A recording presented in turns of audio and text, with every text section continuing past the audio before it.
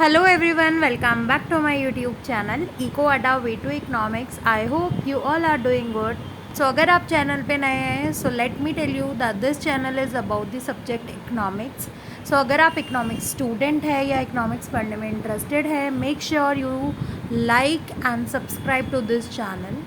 Today we continue NCERT class 12th part A, Introductory Macroeconomics chapter 3, National Income Accounting. This is fifth part of this chapter. इस chapter से related और भी videos already uploaded हैं.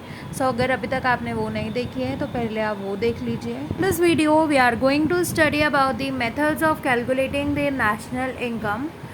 So basically there are three methods. First is the product method, second one is income method, and the last one is expenditure method. Let's study them one by one. First one is the product method. If we calculate the aggregate value of final goods and services produced by all the firms, it is the product method of calculating the national income. So when we talk about the aggregate value of final goods and services जो सारी firms मिलकर produce कर रही है, that is the product method. Okay, we also call it as a product और value added method as we calculate the aggregate annual value of goods and services produced within a year. इसमें हम एक साल के अंदर कितना amount of goods और services produce हो रहा है उसको कैलकुलेट करते हैं. So what do you mean by value added? Value added is the additional feature or economic value that a company adds to its product. जो कंपनी ऐड करती है अपनी तरफ से in the product and services before offering them to the consumers. Customer को offer करने से पहले वो जो एडिशनल अमाउंट चार्ज करती है फॉर द गुड्स और services, that is known as the value added. I hope आपको ये टर्म क्लियर होगी. The next term is gross value added. It is an economic productivity metric that measures the contribution of a corporate subsidiary company और a municipality to an economy, producer, sector और a region. So basically gross value added क्या होता है? It is a measure of contribution कि कितना contribution कर रहे हैं कौन?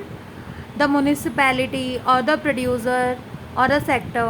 ठीक है, that is known as the gross value added. Gross value added को फाइंड आउट करने के लिए एक फॉर्मूला है, that is the GDP add subsidies on products minus taxes on product. So जब हम GDP में से सब्सिडीज़ को ऐड ऑन करते हैं और टैक्सेस को हम माइनस कर देते हैं, we will get the gross value added.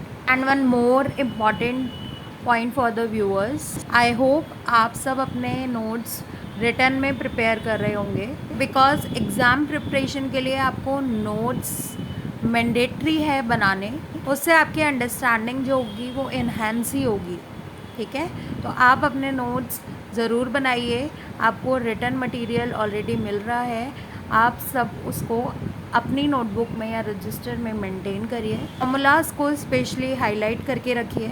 So now let's talk about the next term, net value added. It is a value of output less of the values of both intermediate consumption and the consumption of fixed capital.